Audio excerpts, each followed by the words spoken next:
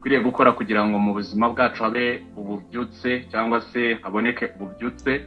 Uyu munsi wa none rero nishimiye kongera kubana namwe. Amen. Kenshi nkunda gutangira mbibabwira mwebwe avuga ati nimuze kubona mbaganiza mfite microphone nimuze kwibaza ngo telefone gira microphone, ahubwo no kugira ngo ibiganiro tuba dukoze hano bize no gutambuka kuri YouTube channel ya Vuba TV kugira ngo bize kugera kuri benshi kandi bifashe benshi. Nshimira by'umwihariko Bishop, amahoro y'Imana bane nawe ndetse namufatanyije umurimo hano. Amen. Nshimira Freda, nshimira buri umwe wese wabashe guterana. Imana ibaha umugisha. Numva mfite ishimwe rikomeye yuko uyu munsi warane ngihumeka umwuka w'ubuzima kandi uko bwije nuko bukeye hari ibintu Imana igenda ikora ku buzima bwacu. Rimwe ikabikora atari uko twarushije abandi gukiranuka cyangwa se twabarushije ikintu runaka, ahubwo n'ubuntu bugeretse ku bundi, n'ubuntu Imana iba yatugiriye. Rero nk'uko turi mu bihe byiza byo gusenga, munyemerere fata uyu mwanya nanjye mbanze mvuge ngo nyiterete, si uko tutigeze twitereta ahubwo dusengane kugira ngo ibyo tugiye kumva bize kuza biyobowe n'umwuka w'Imana kandi tudashidikanya ko Imana dusenga irumva. Rero nakunze umuririmbyi wavuze ngo ni Imana yo kwizerwa, ngo ni Imana yo kwiringirwa. Icya mbere ngo ntabwo ijya ibeshya. Iyo ibivuze bya bintu uzi yakubwiye no kubikora izabikora. Niba yarakubwiye ngo izakurinda izakurinda, niba yarakubwiye ngo izakugirira neza izakugirira neza. Gusa we hagarara ku ijambo yavuganye nawe. Ikindi kintu kijya kinkomeza ni uko ijya ivango ikurikirana ijambo cyangwa se ikurikirana ibyo yavuze imyaka ibihumbi n'ibihumbi. Bibiliya avuga muri Yesaya 55 umurongo wa 8 ngo erega nk'uko inzira zanyu ngo zitandukanye n'izanyu, nk'uko ibyo mwibwira bitandukanye n'ibyo nibwira. Aho rero niho tubonera ko ushobora gushyiraho limite bitewe n'uko utekereza n'uko wibwira, ariko imikorere y'Imana cyangwa se ubuzima Imana ishaka kugira ngo tubemo cyangwa se tugenderemo mu buzima bw'ubutsinzi. Uyu munsi rero turaza kuba tuganira kuri insanganyamatsiko dufite yo gusengera Europe. Tukaba dufite insanganyamatsiko ikomeye kandi avango ifite umurongo uhamye, irimo iratubwira muri Second Chronicles igice cya 7 umurongo wa 14. N'amagambo nkunda nafashe mu mutwe avango maze abantu bandi bitiriwe izina ryanjye nibicisha bugufi bagasenga bagashaka mu maso hanjye bagahindukira bakareka ingeso zabo mbi, bagahindukira bakareka bya bintu bagendeyemo, nibicisha bugufi bagasenga. Bibiliya tubwira ngo Imana yiteguye kumva, yiteguye gukora, ngo yiteguye kubana nawe. Munyemerere wowe nkurikiye kano kanya, nzi neza ko mutari bakeya kuko Bibiliya yavuze ngo ahantu abantu babiri bazateranira. No kuvuga ngo nge na Bishop ubwacu duterane kuri uyu murongo n'abandi, Imana yatwumva. Noneho twarenze wa mubare kandi duhuje umutima, ndahamya nashidikanya ko Imana igiye kururuka ikabana natwe. Munyemerere niba telefone yawe itamyutinze kugira ngo bitaza kugora uyimyutinge, maze ahantu uri unyemerere ufate umwanya usenge. Ndakubwira ko gusenga biri buze kugira umumaro mwinshi kubera ko turi buze kubikorana umwete, niko ijambo ritubwira. Kandi gusenga kwacu kwahagarika na bya bintu ukeka ko bidashobora kuba byahagarikwa. Munyemerere dusengane maze tujye dutangira tuganira. Uwiteka Mana nziza, turagushimye, tugushimiye kuri Imana ikomeye, tugushimiye kuri Imana ihambaye, tugushimiye kuri Imana igira neza, tugushimira urukundo wadukunze twebwe abari baciriweho iteka kubw'ibyaha byacu, ukaduhera ubuntu Mwami igihe byari bigoye ko dutanga ibitambo kugira ngo tubabarirwe. Nukuri ntabwo byari byoroshye kugira ngo umwana w'umuntu abashe kwikiza, nta n'ibitambo byari kubasha kudukiza, ariko ijambo riratubwira ngo ni ukuri kose watanze Kristo ngo kugira ngo umwizera adapfa ahubwo ahabwe ubugingo buhoraho. Maze uravuga mu Baroma 8:32 ngo mbese ubwitimanye ngo umwana wayo w'ikinege bikemera kumutanga ubwacu bwizavuzwa n'iki kumuduhana n'ibindi byose. Tugushimiye Uwiteka yuko waduhaye Kristo ukamuduhana n'ibindi byose, kandi ari byo twifuza, ari byo turarikira, ari byo dukeneye. Mwami Imana ukabikora kubw'inyungu z'ubwami bwawe. None kano kanya turongeye turakwinginze, reka buri muntu wese ahari Mwami Imana wongere ukore ku mutima wawe. Mwami Imana wongere umusure umusange, kuko tuzi neza ko utishimira ko ugiye gupfa yapfa azize ibyaha bye, ahubwo wishimira ko yahindukira akava mu ngeso ze mbi. Uwiteka akagukorera kandi akagendana nawe. None kano kanya nyemerera y'amaraso y'igiciro amenetse ku musaraba Data agaragare kuri buri muntu, kugira ngo ibyo tugiye kumva, kugira ngo ibihe tugiye kwinjiramo bize kuba ibihe byo kubaho mu buzima bwejejwe, ibihe by'ubutsinzi, ibihe bizana impinduka mu mibereho yacu ndetse n'abandi. Turahamwe tudashidikanya ko wowe ubasha kutwumva nk'uko wavuze ngo niduca bugufi. Mwami, twabonye inyungu zo guca bugufi, nuko wavuze ngo ni ukuri ukunda ngo abicisha bugufi ko kugira ngo ubane nabo. Natwe duciye bugufi mu mitima yacu. Reka Mwami Imana umwuka wategeka ganze, utange imbaraga, utange Mwami Imana ihumure. Hari abantu babuze ababo, hari abantu bahangayitse kubera ibihe barimo gucamo. Mwami Imana ntabwo ari muri Europe gusa, n'isi yose iri mu kaga, kuko Mwami Imana utarwaye afite ibindi bintu bimuhangayikishije. Utihebye kubw'uburwayi cyangwa ibindi, hari ibintu bimugose byinshi, ari kureba amafagitire, ari kureba ukuntu azakora biriya byose, akabona biramugoye. Mwami, ariko tuzi neza ko ari wavuze ngo ngewe Uwiteka nitwa Imana ishobora byose. Tugushimiye kuri Imana ishobora byose. Niko wabwiye Mose, uravuga ngo ese mwibwira ko ndi Imana ya hafi gusa, ndi Imana ya hose na kure. Reka Uwiteka wobera hose icyarimwe, uyu mwanya wururuke ukore ku mutima buri umwe wese uri mu bimugoye umurwanirire, kuko twabonye igihe witamuraga ubana na Yosuwa ngo bashaka kugira ngo bahirike Yeriko. Mwami, ntabwo bari bafite strategy cyangwa se uko babigenza kugira ngo babashe gutsinda no guhirika Yeriko, ariko ijambo ratubwira ngo wabagiye imbere. Uravuga ngo Yosuwa, naraguhagurukije uyu munsi, ngiye kugaragariza isi ko naguhamagaye kandi nagutoranyije kugira ngo ube umumaro. Reka nanjye Mwami n'umuntu turi kumwe kano kanya, ndetse n'uzakurikirana iki kiganiro cyangwa inyigisho, Mwami Imana azabona imbaraga zawe binyuze muri iri jambo, binyuze mu mibereho ye, binyuze mu bikorwa akora, kuko uri Imana ishobora byose. Nta kindi twakunganya nacyo uretse kuvuga ngo ushobora byose kandi urahambaye. Gaho bana natwe tuganirize muri byose mu izina rya Yesu Kristo, amen. Imana y'amahoro rero ibahe umugisha kandi ibagirire neza. Nshimiye Imana ko hari ukuntu igitegura ikaduha ibihe twebwe tudakeka ko dushobora kuba twagira. Hari ibihe utekereza ngo ibi ndabishaka gutya, ibi ndabyifuza gutya, ariko kubera ko Imana mu muteguro wayo ntabwo ijya yibeshya, yo ikagutegurira ibihe nubwo rimwe binyuranye n'ubushake bwacu. Hari igihe bitugoye tugatekereza ko bati ibi bintu koko biraza kuba bihuye n'ubushake bw'Imana, ugapfa kubijyamo cyangwa ukarwana nabyo. Ariko iyi Imana dukorera, iyi Imana tubana iteka, ni Imana itagitungurwa n'ibihe, ahubwo izi ngo hari ikintu ishobora kuba yakora. Munyemere nze gusoma amagambo rero aboneka mu Befeso. Amagambo tugiye kuganiraho ni igice cya 6 umurongo wa 18. None turaza no kugaruka mu gitabo cy'ibyakozwe n'intumwa igice cya 12, twongere tunaganire kandi amagambo aboneka mu rwandiko rwanditswe na Yakobo igice cya 5 umurongo wa 17. N'amagambo yose yerekeza kuri iyi gahunda turiho yo gusenga, ariko turaza kubonamo imbaraga z'Imana, kandi izi mbaraga z'Imana tubonera muri iri jambo ryaza kuduha izindi mbaraga zo gukomera natwe, kugira ngo mu gihe dusenga ntidusenge dufite gushidikanya, ahubwo tube dufite kwizera kandi duhamye mu byo tubwira Imana, twizeye ko ishobora byose. Munyemerere rero mu Befeso igice cya 6 umurongo wa 18 aranditswe nk'uko iteka uburyo bwose bwo gusenga no kwinginga, kandi ubw'ibyo mugumye rwose kuba maso, musabire abera bose. Kuri iyi ntego ihera ivuze yo gusabira abera bose, mureke dusimbukire mu byakozwe n'intumwa igice cya 12, wumve icyo Imana irimo irahavuganaho. Aratubwira uhereye ku murongo wa 5, niho ndi buze kuvuga, ariko byakabaye byiza dusomye iki gice cyose, ariko ndivugira hano guhera ku murongo wa 5 kugeza nko ku murongo wa 11. Mwihangane ndahasoma nihuta.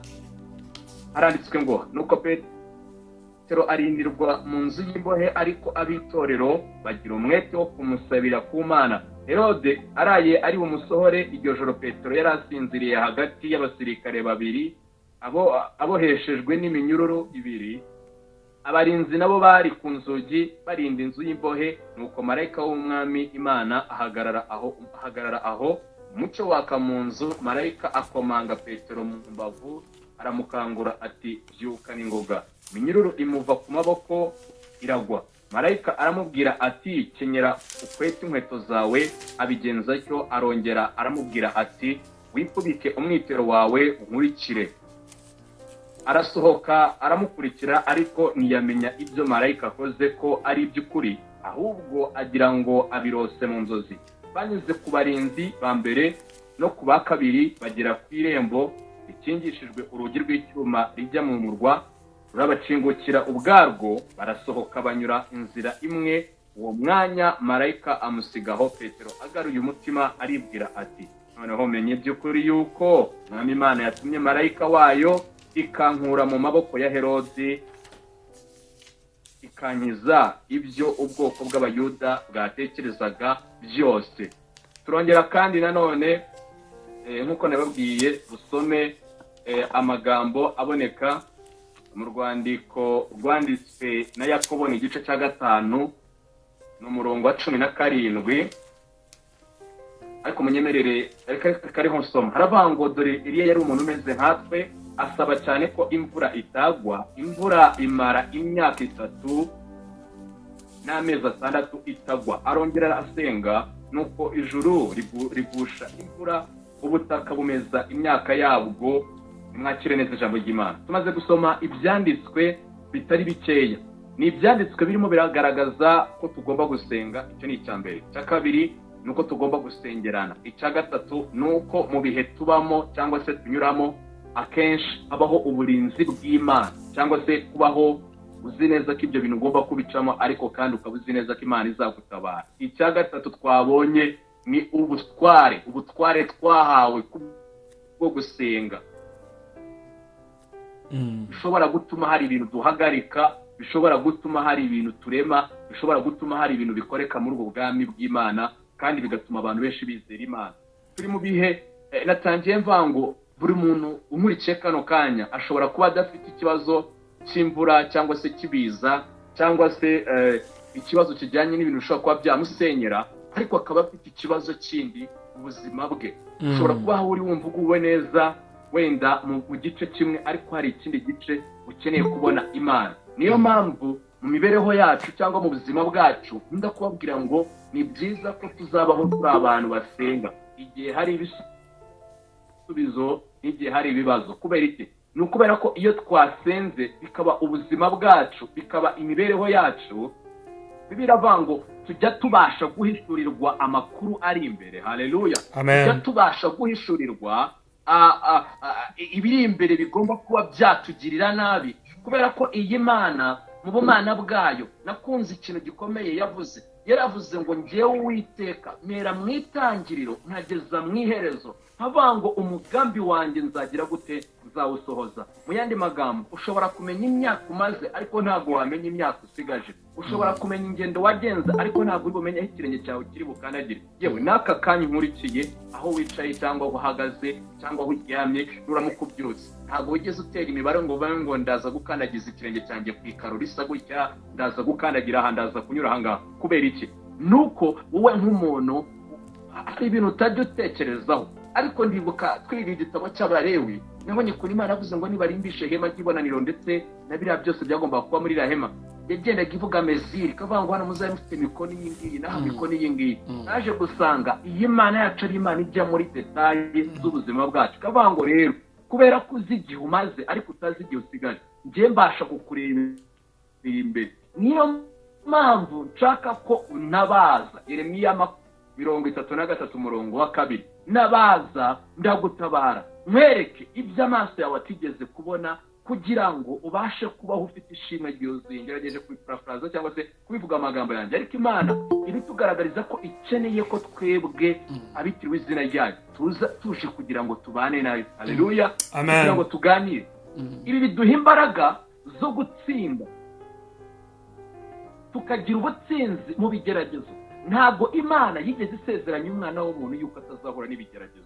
Abarokore mu myaka yatambutse ndimo ndabibabwira muri no minsi, twavuga ngo twigishije ubutumwa bwo gukundishwa isi. Tubwirwa kugikizwa, umugore arahita aboneka, akazi kaboneke, promosiyo zize, ibintu byose bigende neza nk'uko byifuza. Ariko ndavugana nawe nkakubwira ngo muri package y'ibyo Imana yatugeneye n'ibigeragezo birimo, tugomba guhura nabyo kugira ngo icyambere habeho ubuzima bwo gusohoza imibereho Imana ishaka yo kuvuga ngo uyu yihanganiye byose.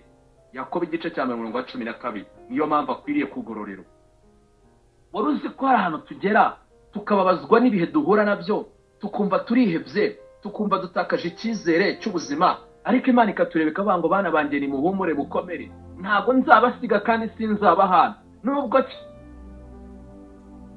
cyari igihe cyanyu cyo gushika intege cyangwa cyo gusubira inyuma, ahubwo nicyo gihe mugomba gukomeza urugendo. Uyu muhanzi Papi Clever hari indirimbo yaririmbye mu minsi yashize, aravuga ngo nzafata ibimungisha Imana ngo mbigire ahubwo ibinyegereza Imana. Sinzi bakaka nawe ujye ukumva. Hari ibintu tugira bituma duhunga Imana. Kubera iki? Ubuzima bwacu kubatswemo ko tugomba kurambirwa. Urambiwe ubushomeri, urambiwe kubaho nta byangombwa, urambiwe kuba mu buzima bw'uburwayi, urambiwe kuba mu buzima bwo guhora wishakisha. Ariko Imana yakwitegereza ikabona ko ubwo buzima urimo hari ikintu yagushyiriyeho. Hari abandi baba batari uyu muntu usenga Imana ari muri buriya buzima, njyewe noneho nkwiriye kuba nabaho gute kugira ngo noneho ngere ikirenge mucyuriye cyangwa se ndenzeho. Bishaka kuvuga iki? Nuko muri iyi mibereho Imana yemera ko hari ibintu biza mu buzima bwacu kugira ngo tuyegere, noneho bikatugora cyane kwakira ibyo bintu bitewe n'ibyo twebwe dushaka ku Mana.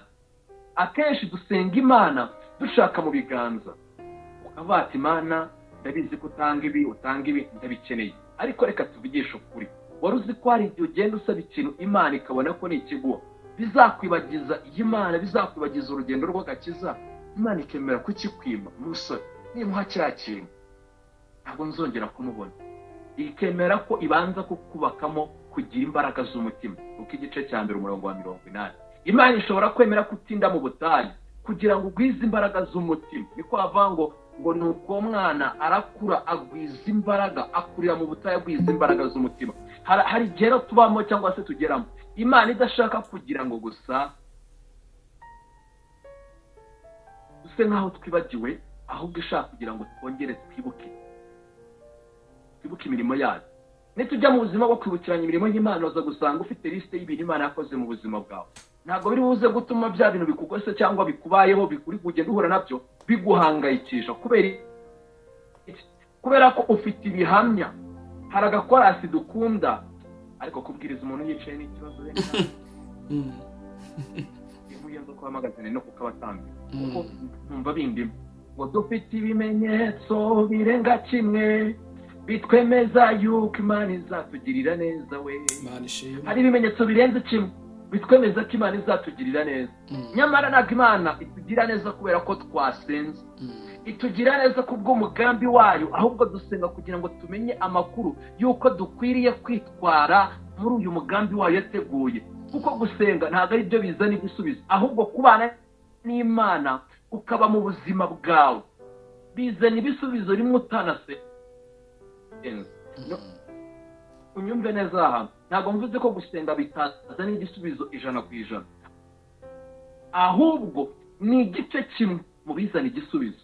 Ahubwo noneho rero Bibiliya ikavuga ngo iyo twagize umutima wo gushaka ubwami bw'Imana no gukiranuka kose ukaba muri twebwe. Uko gukiranuka nakunda gusobanura si ugukiranuka gutegetswe n'amategeko, ni ugukiranuka kuzanwa no gutsindwa n'ijambo rihinduye ubuzima. Iri jambo rihora mu bitekerezo byacu, ukirinda gutongana, ukirinda kugira ishyari, ukirinda kugira za munyangire n'ikindi kintu icyo ari cyo cyose.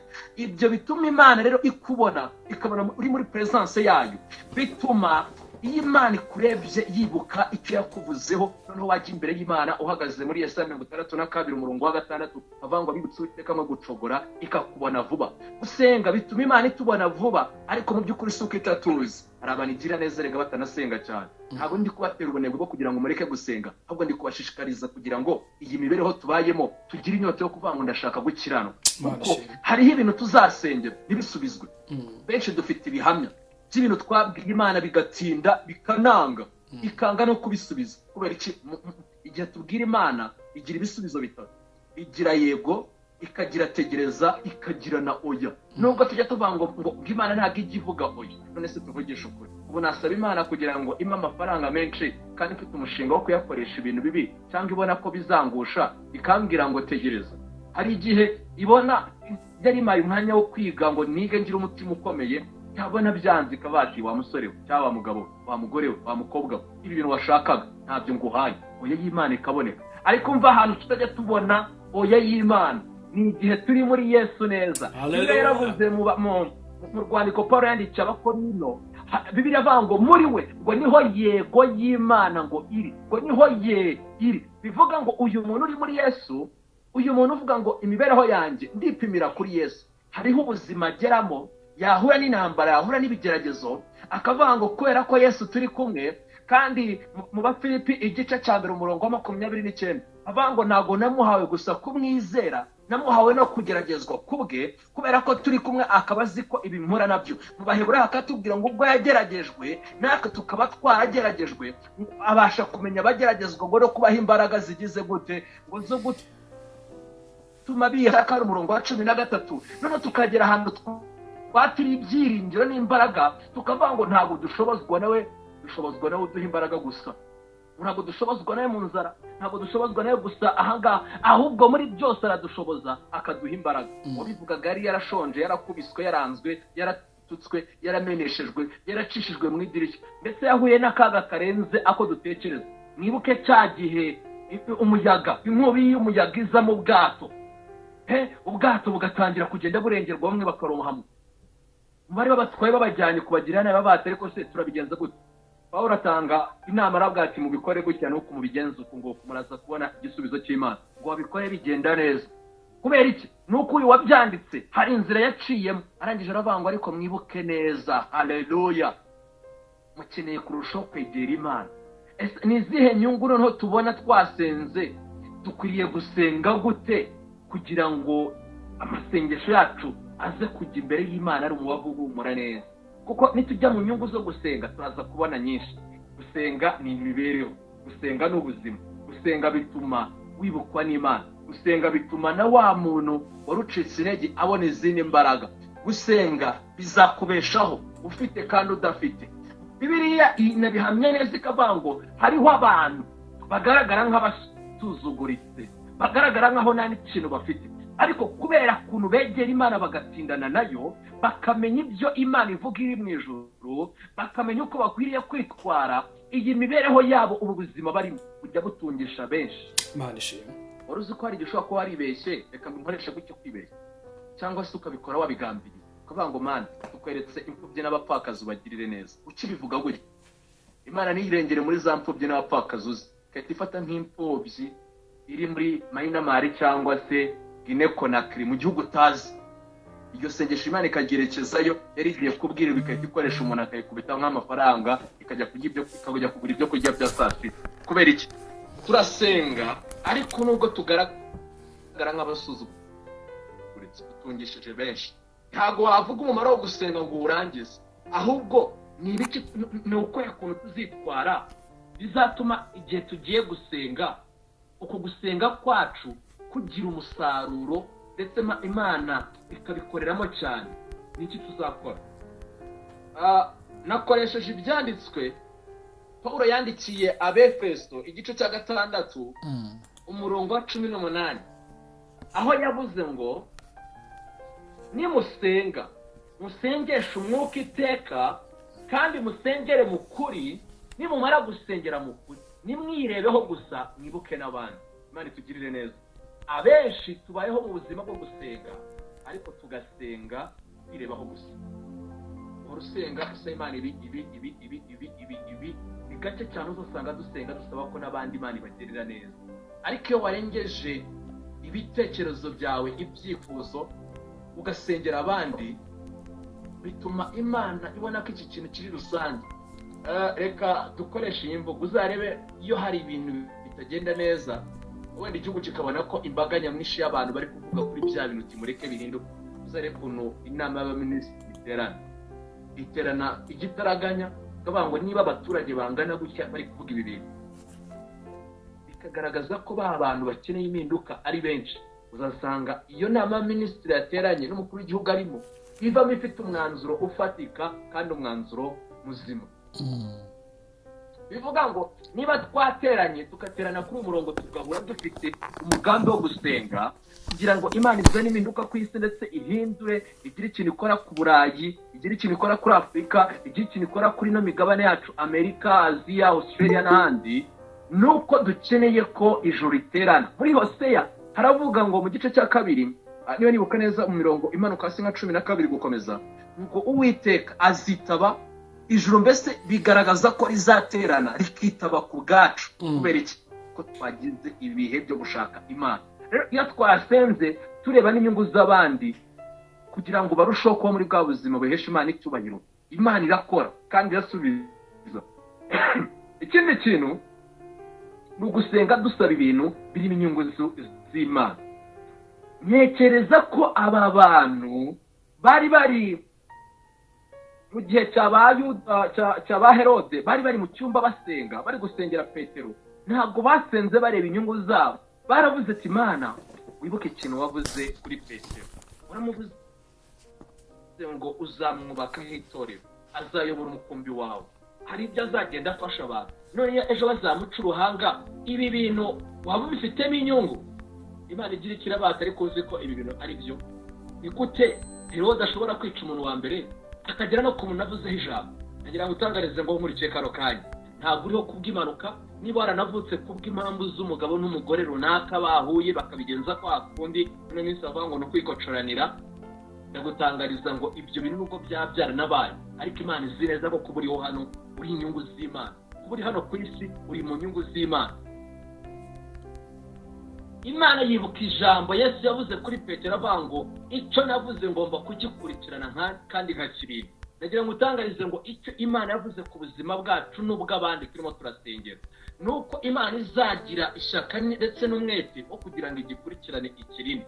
Nuko iyo twimitse icyaha muri twebwe, Imana iteye ubwoba. Ntabwo iza kwangiza wowe, iza kwangiza icyaha kiri muri wowe.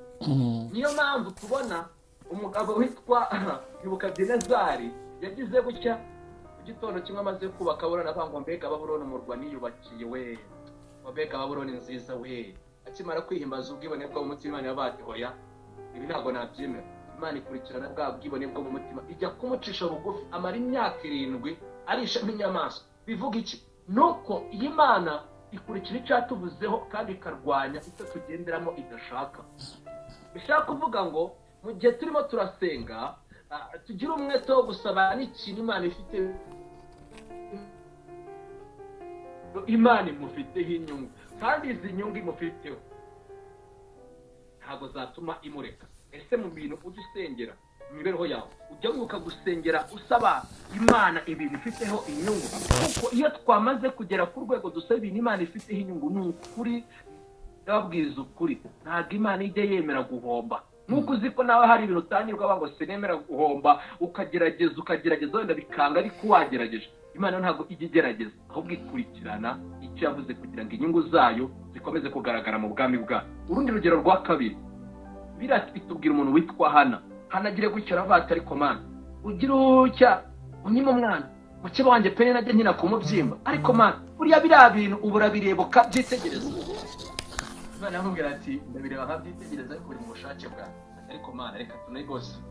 Nubwo Bibiliya itatubwira ko iki kiganiro bakigiranye, njyewe mbitekereza nk'umuntu uri gusenga, hamwe yageze akamera nk'uri kugira ngo ntavuge akajya honda cyangwa se akajya anyeganyeza iminwa, aho umutambyi yaje aramubwira ati ariko wamuteye, wamweye urwunge, wamweye bareteta, ni muri ture nigaruka wumve ni ninde umamagaye, n'icyo wamweye.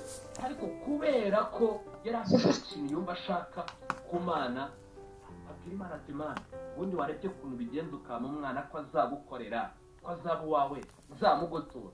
Imana yavuze iryo jambo uvuze rirumvikana, iryo jambo uvuze rirumvikana. Reka mbakubite ku nkuru benshi dukunda.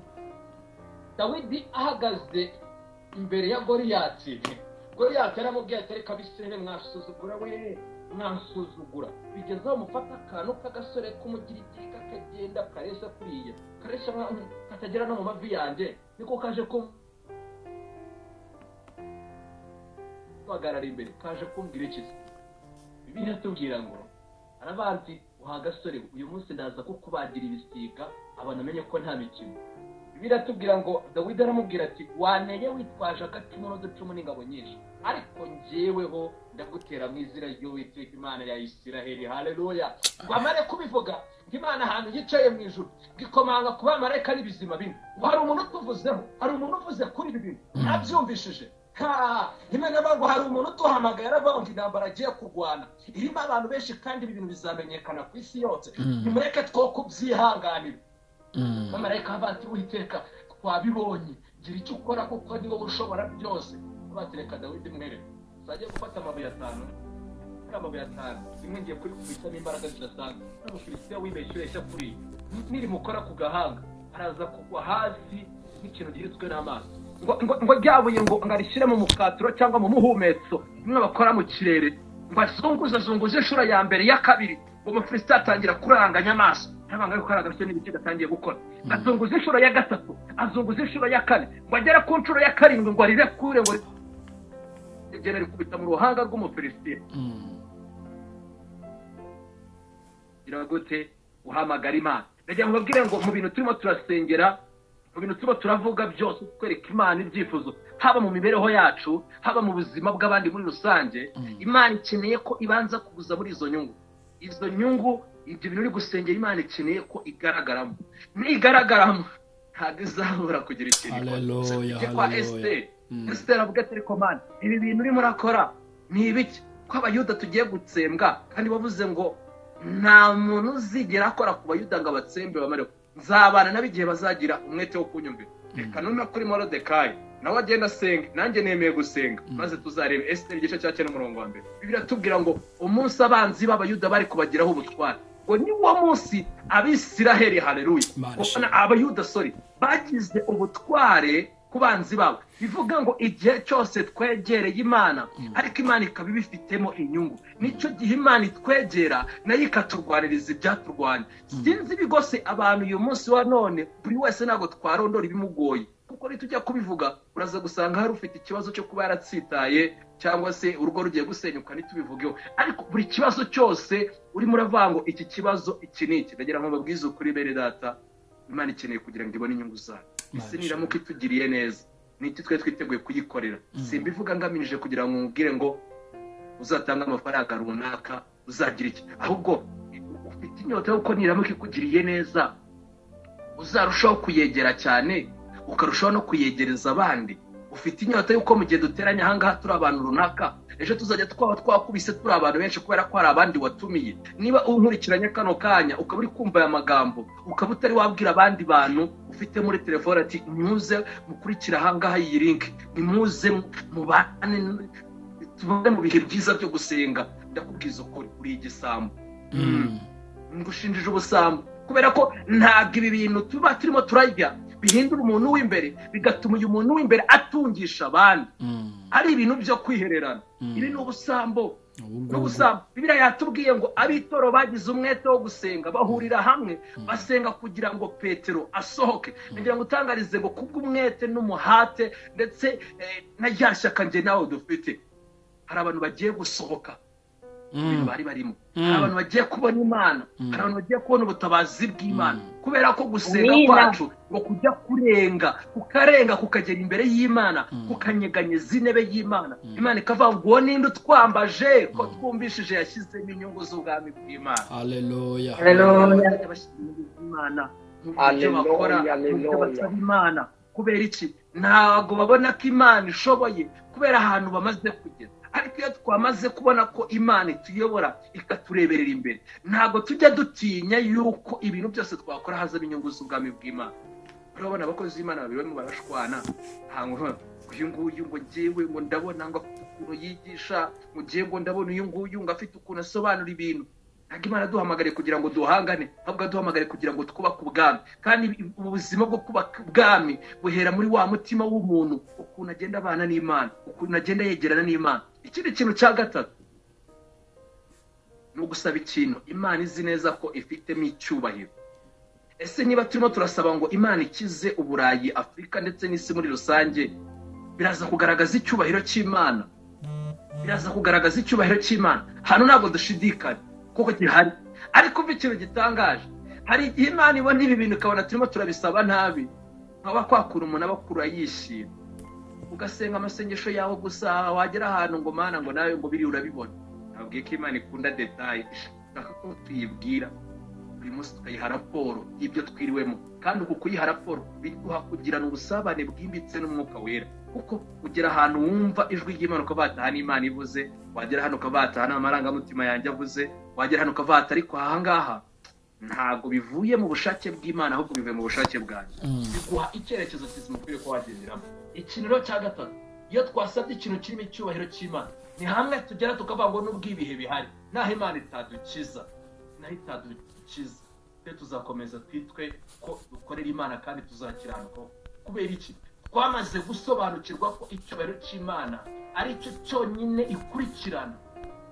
Bati niyo wagira gute nta wundi muntu nzagira. Ujye utekereza ibintu urimo cyangwa se ibintu ushaka kwinjiramo cyangwa uri gusabira abandi ngo binjiremo, hazabonekamo icyubahiro cy'Imana. Kuko hari igihe umuntu asaba ikintu, Bibiliya yakoresheje ijambo ndaritinyira bango Satani ajya abasha kwigira marayika w'umucyo akaba yakujijisha akakwereka ibishashagirana kandi atari zahabu, ukaba wagwa mu mutego wo kuba wakora icyaha cyangwa se wagwa mu kintu runaka ubonaga ari umugisha nyamara cya kintu atari umugisha. Ariko kubera ko iyi Mana mu bumana bwayo ivuga ngo iyo umuntu anyegereye ndamwegera, kandi kubera ko ntuye muri we njya mbasha kumuhishurira nkamumurikira mu nzira ze, akabasha gutandukanya igihe cy'umwijima n'igihe cy'umucyo. Ndetse na wa mwijima urimo urazamo akantu k'agacyo ko kujijisha, Imana ijya ibasha kubitandukanya kuko iravuga ngo ijambo nabahaye ibasha gutandukanya umwuka n'ubugingo, ibasha gutandukanya imibereho y'umwijima n'imibereho y'umucyo. Mu yandi magambo bivuga ngo uyu muntu ufitanye ubusabane n'Imana biravuga ngo yahawe autorité, yahawe ububasha n'ubushobozi, aravuga arategeka.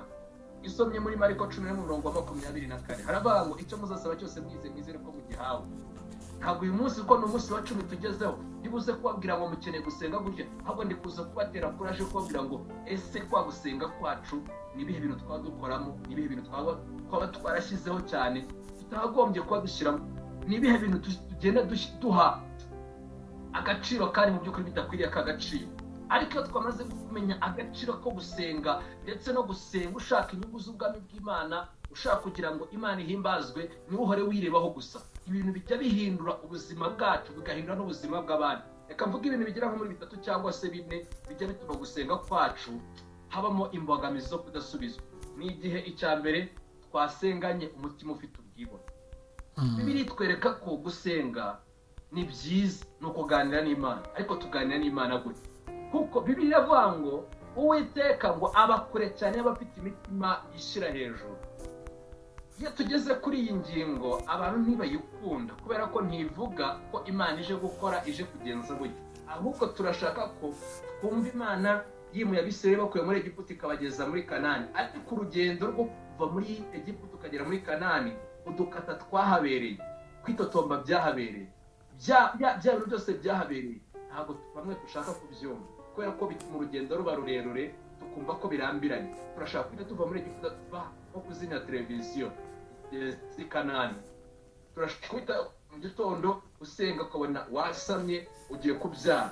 Ariko ibintu by'Imana yaramubwira ngo harimo urugendo rwo kwigishwa, urugendo rwo gukuzwa, urugendo rwo guhishurirwa. Kuko Paul yaranditse aravuga ngo uko turushaho kugenda dukura, ngo turushaho kugenda tumenya byinshi, kuko dufashe igihe mu ntambara hari ibyo tutamenya, kubera ko kumenya kwacu kuzanwa no gusoma ijambo no gusenga. Kandi uko turushaho kugenda tumenya byinshi niko turushaho kumenya kwirinda gukwiriye ubuzima bwacu. Niyo mpamvu usanga uku gusenga iyo hajemo ubuzima bwo kugira ubwibone bw'umutima, ukaba wareba amasengesho yawe nk'igikoresho ushaka kugira ngo usabe ibyo Imana ifite mu biganza, ariko ntuyakoreshe nko kugira ngo umenye icyo Imana ivuga ku buzima bwawe, uzasanga akenshi gusenga ni gusubiza.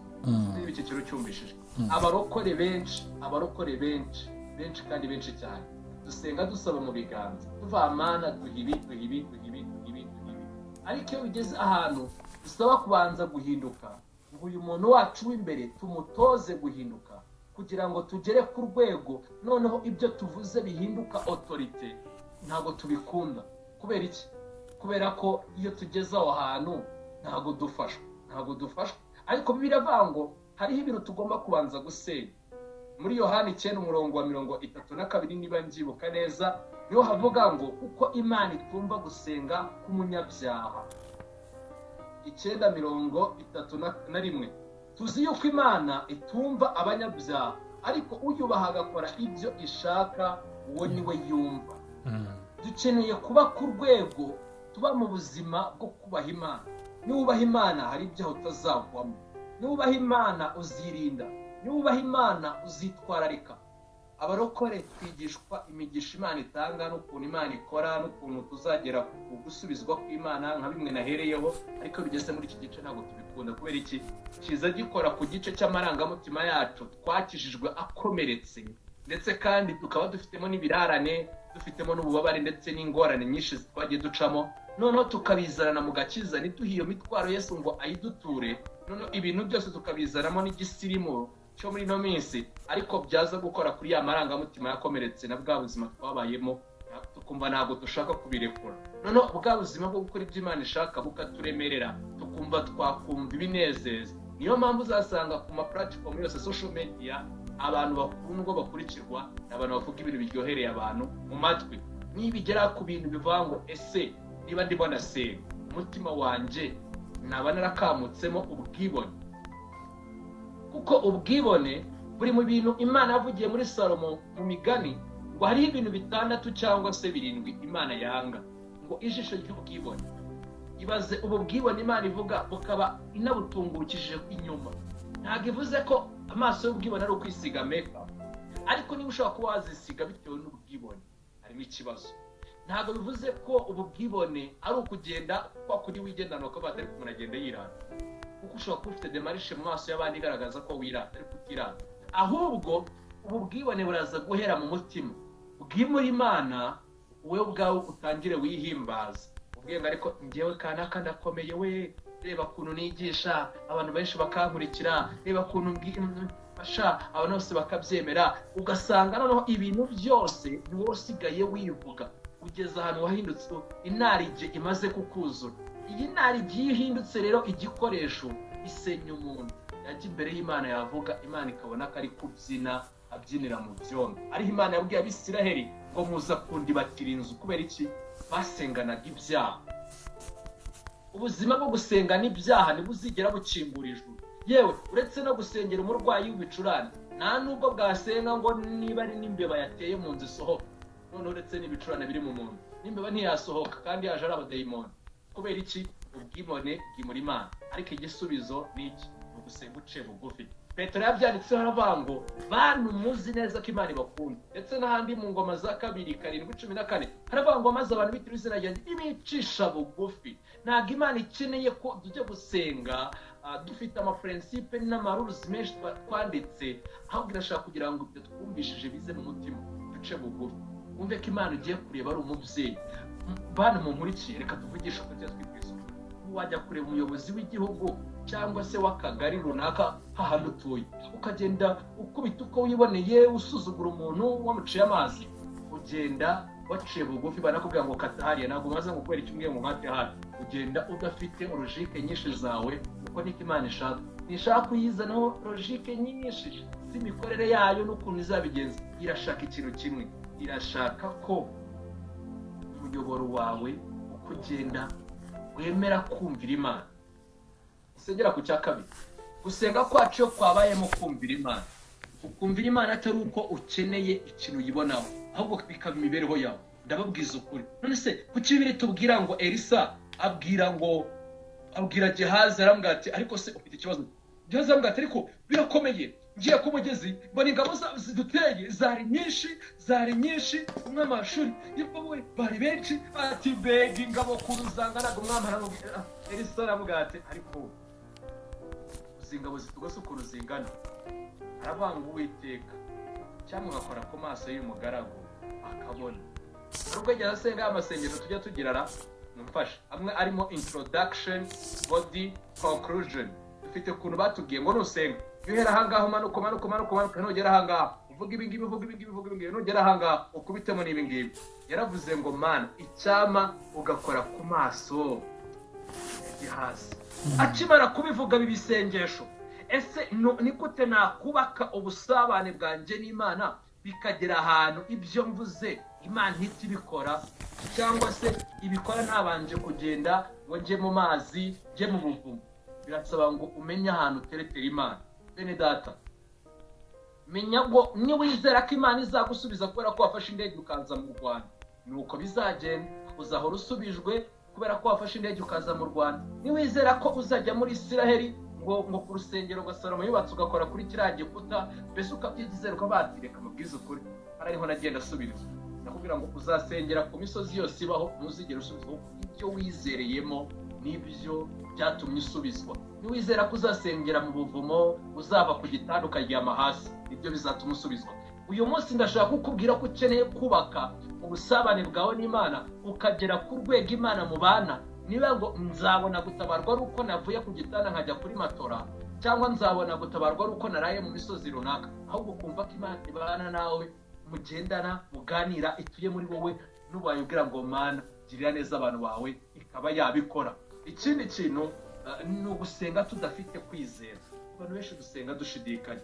bimeze nko gufata iki gitabo nategurimo inyigisho agenda wenda ni dokima ya gusaba akazi njyanye kwa bishop n'aba bishop nyene akazi ko gukora ubupranto iwawe akambwira ati shyira hangaha dokima nigeza muri office nasohoka hanze ahita bata ariko buriya bishop ko kazabinkorera ibi bintu koko nkahita ati subiza bya bintu byanjye nkongera nkagenda nkajya no ku wundi nkongera nkagenda nkajya no ku wundi uko niko twabereye Imana tuyibwira ibintu mugira imirareba kuntu igiye kubikora kandi bitari bukugushe tuvuga ati Imana uzi n'ibindi dosiye yanjye yimereza ndakubonye uratinda ndakubonye kubera iki twashyizeho igihe Imana ikorera kwibagirwa ko igihe cy'Imana gitandukanye n'igihe cyacu icyo ni icyakabiri iyo wamaze kubona ko igihe cy'Imana gitandukanye n'igihe cyawe biguha imbaraga zo kuvuga ngo mugendemo ndasenga ese koko ndimo ndarasa ku mugambi w'Imana mu buzima bwanjye kubera ko Abisiraheli ahantu bagomba kuzenguruka ntabwo bari kuhafata imyaka ingana kuri iyi ariko kubera ko bishyiriyeho igihe Imana yabwiye reka manze mbumvisha imyaka 40 ndabona idahagije reka imyaka runaka ibakubita imyaka 40 bazenguruka ubutayu ariko igihe bavuze ngo Mana turemeye niyo munsi Imana yabwiye ngo none igihe mwazengurukiye umusozi kirahagije ni mu cyamike dukeneye kugira ngo tugirane ubusabane n'Imana dusenge tugere ku rwego Imana ijye vango iki nicyo gihe cyo gucyamika ariko bisaba hehe gutegurwa mu mutima ikindi kintu ni ugusenga utarigeze ubabarira dufite abarokore benshi babango naramubabariye akabivuga mu magambo ariko yahindukira ururimi rugahinduka akaruhindura niba rwara umwera akahita ruhindura umukara yamubwiraga amwereka ko hagati ye nawe hari umucyo ariko yahindukira yakubitana na Irene akamubwira ati Irene uzikana buriya ahita aminduka umukara tugahinduka umukara pe tugakondezanya kandi abakristo muri no minsi nako abantu bari mu rugendo rwo guhinduka abakristo dufite icyo kibazo kuko nituvuga ngo turi abakristo tugomba kuba dufite imirimo nk'iya Kristo muri twebwe ariko mu gihe akindi mirimo igaragaramo turi mu rugendo rwo guhinduka abakristo uko biravuga mu byakozwe rimwe ngo ijambo abakristo ryatangiye gukoreshwa ku bantu bari bafite imirimo bari bafite imibereho ya Kristo muri bo baravuga ngo aba bantu ni abakristo reba neza buri cyekano niba gusenga kwawe no kubaho kwawe bigaragaza imibereho cyangwa se ubuzima bwa Kristo mu bana kuko biroroshye cyane kwemeza abantu ariko uzi wateguye inyigisho ifite uduti tungahe ukagira n'ingero nyinshi ufite ukagendana n'ibitabo kambara na costume ukaba ufite n'indirimbo zo mu gitabo zizi ko n'abantu bakubaha bakanagutinya ariko se bimaze iki ko wamenywa n'abantu benshi kuba wagira abantu bagukunze muri ubwo buryo cyangwa se ukuntu bemeza ariko ijuru rikakurara rikakugaya aha rero biba bisaba ngo nge nawe twishyire ku munzani mu gusenga kwacu ese nishyira ku munzani nkareba impamvu ndi imbere y'Imana n'impamvu nshaka kugira ngo ndusheho kugirana ubusabane nayo kuko kuvuga menshi sibyo bituma Imana ikora ndetse kandi kuyasubiramo sibyo bituma Imana idutabara ahubwo muri Yesaya 59 umurongo wa 1-2 ngo kwiyambura ibyaha byacu no kuyumvira ngo bituma iduha umwanya ikatureba yarangiza ikumva ibyo tuvuga ariho mu ngoma za 2 7:14 avango nzumva gusenga kwabo 15 guhereye umunsi zajya numva gusenga kwabo ndetse kandi n'amaso yanjye azajya areba ibyo bambwira ibyo banyereka kubera iki nuko twagize ubuzima bwo guhindukira nekereza ko nta bintu bishyashya nabo nkubwiye ibyinshi dusanzwe tubizi abantu benshi twarigishijwe ibinshi twarabyumvishije ahubwo ni ukumenya ngo mbese ubuzima bwanjye nawe turacyafite inyota kuko gusenga ko Imana izumva ariko dukeneye kugira ngo Imana yumve gusenga kwacu kuvuye mu mutima kandi dufite ibihe byiza byo kubana n'Imana. Kangare ku musozo rero nkubwire ngo Imana iradukunda kandi dufite umugambi mwiza. Twasomye ijambo ritubwira ko Eliya yari umuntu umeze kimwe nkawe. Eliya yarasenze imvura imara imyaka 3 n'amezi 6 itaba. Eliya yari afite inyamara amaraso nk'uko nawe ubifite. Eliya ntekereza ko nta kintu na kimwe kidasanzwe yari afite natwe tudafite. Ariko umva ikintu yaturushaga biki nuko Eliya yari afite ukuntu abana n'Imana. Yagiraga igihe cyo kwegera Imana akaganira nayo, agasenga kandi akayizera. Ibyo ni byo bintu dusabwa gusenga kandi twizeye. Ibyo bizaza riminduka kuri iyi si yacu, ubuzima bugahinduka, akabaho ibintu bidasanzwe, tugakoresha ibidasanzwe kandi turi abantu basanzwe. Nimero rero tugane ku musozi dusenga, dushimira Imana abanye natwe kandi tuyiha icyubahiro ko hari ibintu ngiye kutwibutsa. Bibiliya ivuga ngo nk'uko icyuma gityaza ikindi muri kumukiranutsa cyaza undi. Nagerageje kukwibutsa, nagerageje kongera kukubwira ko hari Imana ishobora guhagararana natwe imbere ya Goliyati. Ibi turi kubona bitugoye, ibi turi kubona bituruhije, nidushyiramo icyubahiro cy'Imana izahagarara natwe kandi barera. Uwiteka turagushimye, nimero abo nkurikiye kano kanya nawe usenge ukurikije uko wumvishe ijambo, uko ryamanutse mu mutima wawe, ukurikije uko wabyumvaga, uko washyiragamo logique zawe, uko umwuka yaguhishuriraga, uko wumvaga hari igice kimwe ugomba guhindura, maze uhamagara Imana. Ndetse kandi wongere wibuke na ba bandi bari mu bihe bigoye. Tugushimye kuri Imana ikomeye, tugushimye kuri Imana igira neza, tugushimye kuri Imana ivuga rimwe ndetse mwami Imana. Nakundi ijambo rivango ngo nukuri ngo nitugira umwete wo kugushaka ngo tuzakubona, ngo nkunda bankunda kandi abashakana umwete bazambona. Natwe mwami mu mitima yacu birashoboka ko aho twagize ubunebwe, birashoboka ko twagize akamenyero, kuko bimwe mu bintu bigushije benshi no kubimenyera ibi bintu bakumva ko ari ibintu bamazemo igihe, ariko igihe twabifashe nk'ibintu bidasanzwe, n'ibintu bihora bishya mu buzima bwacu, duhora twumva ikintu gishya kivuye kuri wowe. Nimero Uwiteka Mana nziza, utugirire neza, utubabare aho twashatse mwami Imana mu biganza byawe, twamara gusubiza tukibagirwa, ahubwo duhe mwami imbaraga zo gushaka amaso hawe, kuko amaso yawe turireba tukabona ububi bwacu, bikadusaba kugira ngo tugusaba tweze. Reka weze umuntu wese wumvishije ijambo wari warasubiye inyuma, wari waracitse intege, watekerezaga mwami Imana ko ibintu byose birangiye, atarakwiriye kongera guhaguruka. Mwami muri iki gihe mwami cyo guhaguruka, cyo kugira ngo dusenge habeho impinduka, mwami natwe dukoreshwe ibyo butwari. Ni ukuri nabonye abantu benshi Bibiri tubwira ngo basenze habaho impinduka.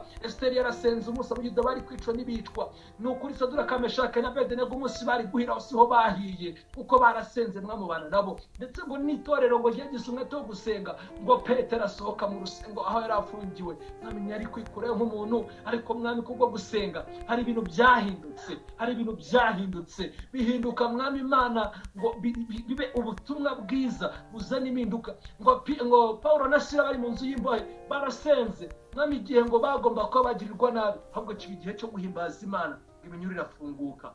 Muri Imana ibasha gufungura n'ibyacuzwe mu byuma bitafungurwa n'imbaraga z'umuntu igihe adafite urwo rufunguzo. Reka mwami Imana ubwo uri Imana ishobora byose, uhagaranye na Yosuwa igihe yari amaze gutera, haravuga ngo Mana uyu munsi bigaragara ko ari we Mana mu Bisiraheli, guhagarika izuba ngo kugira ngo akure agasuzuguro k'abanyamahanga ku bwoko bwawe. Natwe turasenze kubw'imbaraga zawe, kubw'ubushobozi n'ubutware bwawe, ngo mwami Imana ukure agasuzuguro Satani yashyize ku bana bawe.